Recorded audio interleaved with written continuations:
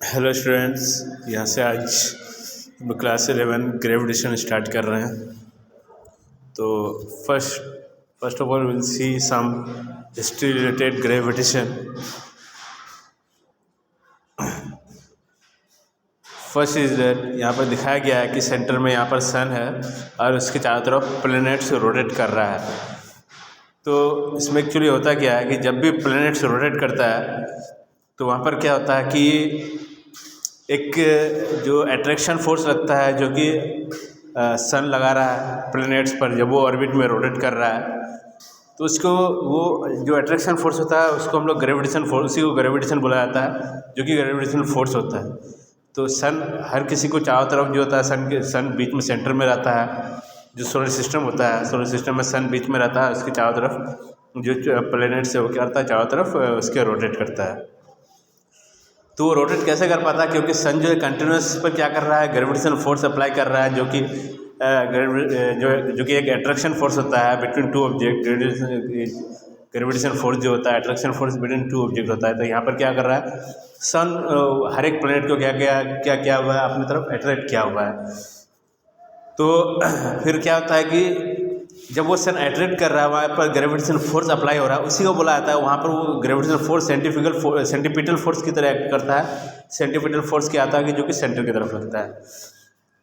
और तो फिर क्वेश्चन ये आया कि जब कोई भी फोर्स जब सेंटर की तरफ एक्ट हो रहा है तो वहाँ पर क्या होना चाहिए कि जब सन जो उसको ग्रेविटेशन फोर्स अप्लाई कर रहा है तो वहाँ पर वो चिपक जाना चाहिए था, मगर वो चिपक क्यों नहीं रहा है, क्योंकि वहाँ पर जब कोई भी चीज़ रोटेट करता है तो सेंटीपिटल फोर्स तो अंदर की तरफ लग रहा है, तो रोटेशन में बाहर की तरफ भी एक फोर्स लग रहा है, वहाँ पर बाहर की तरफ भी एक फोर्स लगता है जिसको बोलते हैं सेंट्रीफ्यूगल फोर्स। और वो सेंट्रीफ्यूगल फोर्स का जो मैग्नीट्यूड होता है वो इक्वल होता है सेंटीपिटल फोर्स का।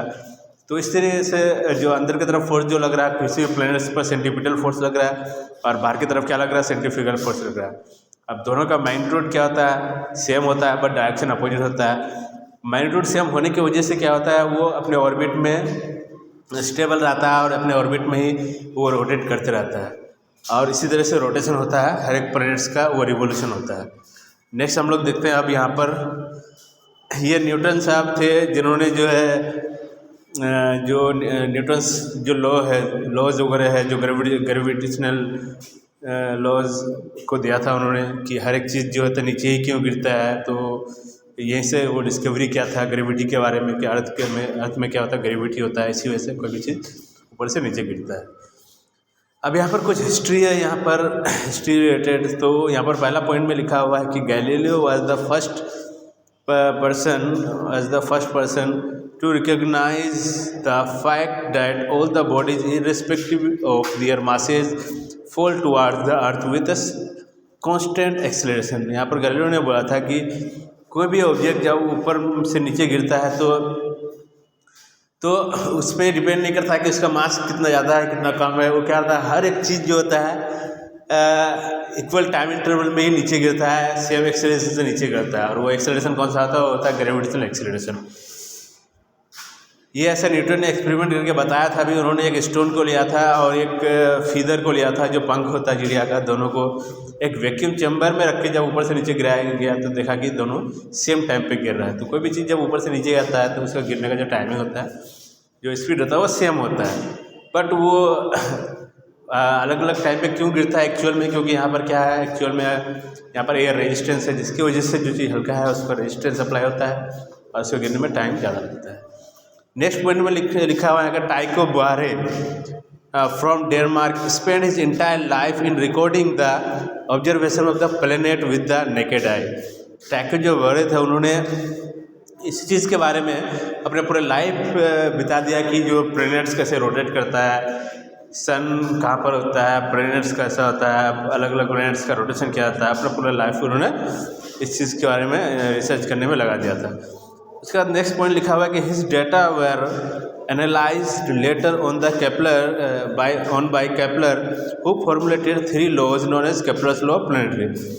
तो टाइको बारे इतना तो फेमस नहीं हुआ, मगर उसका डाटा को लेकर के जो है जो केपलर ने है वो बहुत ज़्यादा फेमस हो गया, क्योंकि केपलर ने उन्हीं का डाटा को लेकर के अपने 3 नियम दिए थे, है ना। आगे वो 3 नियम को हम लोग को देखना पड़ेगा जैसे फर्स्ट नियम था लॉ ऑफ ऑर्बिट था, सेकंड था लॉ ऑफ एरिया था, एंड थर्ड जो था लॉ ऑफ पीरियड था। इस तरह से 3 रूल उन्होंने बताया था, 3 लॉज बताया था। अब आ जाओ, knowing these laws of planetary motion, Newton's proposed his universal law of gravitation, which was proved later on a great importance। फिर ये सब चीज़ को देखता हुआ न्यूटन ने भी अपना ग्रेविटेशनल लॉ को बताया था। ग्रेविटेशन लॉ क्या होता है, कैसे कैसे फोर्स एक्ट करता है, वो फोर्स का रेशियो क्या होता है, उस फोर्स का रिलेशन कैसे होता है मास के साथ, रेडियस के साथ, डिस्टेंस के साथ। तो ये सब चीज़ के बारे में न्यूटन ने बहुत चीज़ बताया है ग्रेविटी में। नेक्स्ट आप देखते हैं, उसके बाद यहाँ पर लिखा हुआ है कि जो प्टोलेमी है, यहाँ पर प्टोलेमी के बारे में दिया हुआ है। ए ग्रीक एस्ट्रोनॉमर ना, ग्रीक एस्ट्रोनॉमर थे अबाउट 2000 ईयर एगो, 2000 साल पहले। मतलब उन्होंने क्या कहता है, एक थ्योरी दिया था जिसको बोलते हैं geocentric theory of planetary motion. उन्होंने क्या बोला था उस टाइम की, जो है अर्थ सेंटर में है और सन उसके चारों तरफ रोटेट करता है, ऐसा उन्होंने बोला था।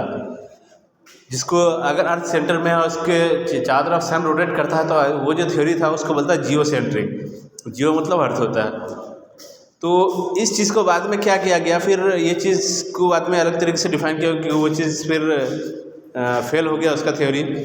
तो बाद में बोल रहा है कि this theory was challenge by Copernicus, है ना, कोपरनिकस, है ना, इन 1543। इस थ्योरी को जो है कोपरनिकस ने चैलेंज किया। उन्होंने बोला कि ऐसा नहीं है। He suggested that description of motion of heavenly bodies would be simplified. We assume the sun in stationary and earth as well as other planets are revolving around it। तो उन्होंने अपना एक थ्योरी दिया था। उन्होंने बोला कि हर एक प्लेनेट का रोटेशन तभी पॉसिबल हो सकता है जब क्या रहेगा, सन सेंटर पे रहेगा और उसके चारों तरफ प्लेनेट से रोटेट करेगा। इस तरह से उन्होंने बोला था। और इस थ्योरी का नाम दिया था क्या दिया था कि this theory was called heliocentric theory. इस थ्योरी को क्या बोला गया, हेलोसेंट्रिक थ्योरी बोला गया, जिसमें सन सेंटर में होता है, उसके चारों तरफ अर्थ रोटेट कर रहा है। उसके बाद बोल रहा है कि this theory was later on supported by Galileo. फिर इस थ्योरी को जो गैलीलियो ने भी सपोर्ट किया from his experiment study on moon and other planets. उसके बाद उन्होंने क्या किया था कि मून और अदर प्लैनेट के बारे में स्टडी किया था। नेक्स्ट देखते हैं आप, नेक्स्ट लिखा हुआ है in 1498 AD, about 500 year ago earlier than the Copernicus, a great Indian mathematics and astronomer Aryabhata, यानी कि कोपरनिकस से पहले एक जो ग्रेट इंडियन एस्ट्रोनॉमर था आर्यभट्ट जो था, उन्होंने ये चीज़ को पहले ही ऑब्जर्व करके बता दिया था। From his observation concluded that various fact like solar eclipse, moon eclipse, from the motion of the day and night can be very easily explain by considering the earth revolve around the sun and also rotates on its axis. उन्होंने तभी ये बोला, देखे जो सन eclipse है या moon eclipse है या फिर डे एंड नाइट के जो फिनोमेना जो होता है, ये तभी पॉसिबल हो सकता है जब हम लोग क्या करें, क्या कंसीडर कर लें, जब हम लोग ये कंसीडर कर लें कि जो अर्थ होता है वो रोटेट कर रहा है और सन बीच में सेंटर में है, तभी ये पॉसिबल हो सकता है। और अर्थ जो होता है चाहे तो वो सन की चारों तरफ रिवॉल्व करता है, खुद अपने एक्सिस पर भी रोटेट करता है। उसके बाद बोला था on its own axis. His idea could not be communication to western philosopher, क्योंकि उस टाइम कम्युनिकेशन का उतना ज़्यादा साधन था नहीं और वेस्टर्न के जो साइंटिस्ट थे उन लोगों ने इस चीज़ को सोचा नहीं। तो फिर ये चीज़ क्या हो गया कि उसका उतना नाम नहीं हो पाया। और बाद में जो ये लोग थे कोपरनिकस वगैरह जो भी थे, ये लोग वेस्टर्न के ही साइंटिस्ट थे, तो वहाँ पर ये लोग का नाम हो गया। अब नेक्स्ट देखते हैं यहाँ पर जो केपलर ने अपना जो 3 लॉज दिया था उसमें से फर्स्ट लॉ देखते हैं, केपलर्स फर्स्ट लॉ। उन्होंने केपलर फर्स्ट लॉ ने बताया था लॉ ऑफ ऑर्बिट के बारे में, उसी को बोला था केपलर फर्स्ट लॉ और लॉ ऑफ ऑर्बिट। बोल रहा है कि every planets revolve around the sun in an elliptical orbit. This is the sun is situated at one of the foci. बोल रहा है कि वो जो ऑर्बिट होता है जहाँ पर अर्थ या प्लैनेट जो रोटेट करता है सन के चारों तरफ, वो पूरा सर्कुलर नहीं होता, एक्चुअली वो एलिप्टिकल शेप का होता है, ओवल शेप का होता है। और वहाँ पर क्या आता है कि ओवल शेप का होगा तो ऐसा ओवल शेप होता है जो मानो कि दो सर्कल को मिला करके फ्यूज करके वो बनाया गया है। तो दो सर्कल को मिला के जब बनाया गया तो दो फोकस भी होगा, तो बोल रहा है कि वो दो फोकस होगा और वो थोड़ा ऊपर से फ्लैट होगा और उसका जो ऑर्बिट का जो शेप होगा कुछ इस तरह से होगा कि ऐसा लग रहा है कि वहाँ पर दो सेंटर होगा और दोनों सेंटर में से किसी एक सेंटर में सन रहेगा और उसके चारों तरफ क्या कर रहा है, अर्थ रोटेट कर रहा है। वही चीज़ यहाँ पर लिखा हुआ है। उसके बाद सेकंड जो पॉइंट यहाँ पर लिखा हुआ है कि केपलर सेकंड लॉ, उसी को बोलता है law of area. Law of area में बोला गया है, लॉ ऑफ एरिया में कि the line joining a planet to the sun sweeps at equal area in equal interval time. यहाँ पर दिया हुआ है कि ये जो पॉइंट यहाँ पर दिया हुआ है कि जो इक्वल जो लाइन ज्वाइनिंग कर रहा है, कौन सा, सन से लेकर के प्लैनेट का वो जो लाइन ज्वाइनिंग कर रहा है, अगर मान लिए कि वो पॉइंट कुछ एक मंथ बाद दूसरे जगह चला गया अर्थ, फिर वहाँ से जो सन को जो अर्थ रोटेट कर रहा है, इतना जो एरिया बनाया, तो वो एरिया, उतना एरिया अगर कहीं पर भी उस ऑर्बिट में बना रहा है एक ही मंथ के अंदर, अगर एक मंथ में पहला वाला एरिया बना था, तो वो जो एरिया बन रहा है अगर वो इक्वल इंटरवल ऑफ टाइम में बन रहा है तो हमेशा वो क्या रहेगा, इक्वल रहेगा वो एरिया। तो मान लिए कि यहाँ पर दो एरिया बन रहा है, तो बोल रहा है कि दोनों एरिया अगर एक एक मंथ के ड्यूरेशन में बना है तो दोनों एरिया का मैग्नीट्यूड भी क्या रहेगा, सेम रहेगा।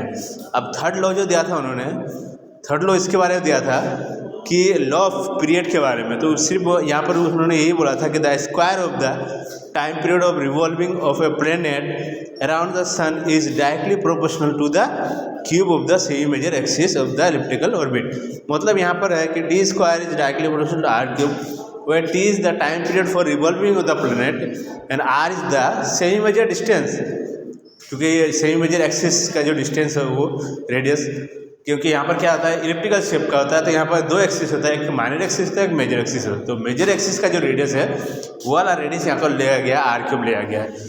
तो इससे इसे 3 लॉज दिया था और आज हम लोग यहाँ तक रखते हैं, बाकी इसके बाद नेक्स्ट वीडियो में यहाँ से आगे कंटिन्यू करेंगे। ओके।